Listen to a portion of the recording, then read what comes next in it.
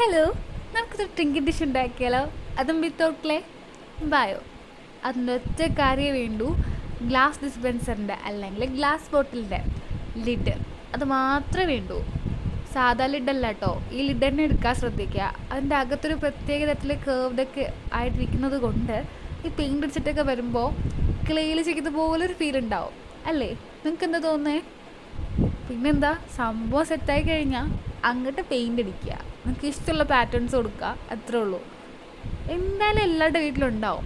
അടുക്കള വഴി ഒന്ന് തപ്പിപ്പോയാൽ മതി, കിട്ടും. പക്ഷേ ഉപയോഗിച്ചുകൊണ്ടിരിക്കുന്നതിൻ്റെ ഒന്നും ലിഡൂരിക്കൊണ്ട് വരരുത്.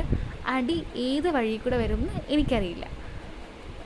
പിന്നെ ഒരു കാര്യം കൂടെ ശ്രദ്ധിക്കാനുണ്ട്, ഈ ലിഡിൽ അറ്റത്ത് ഈ കേർവ്ഡായിട്ടിരിക്കുന്ന ഭാഗത്ത് ഒന്ന് ഹൈലൈറ്റ് ചെയ്ത് കൊടുക്കുക. ഈ വീഡിയോയിൽ അത് കിട്ടിയിട്ടില്ല.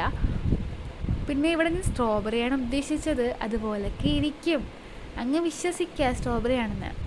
വിശ്വാസം അതിലേ ഇല്ല.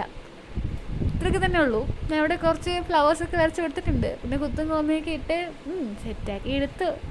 ലാസ്റ്റ് നിങ്ങൾ കണ്ടിട്ട് അഭിപ്രായം പറയണം കേട്ടോ, എങ്ങനെയുണ്ടെന്ന്.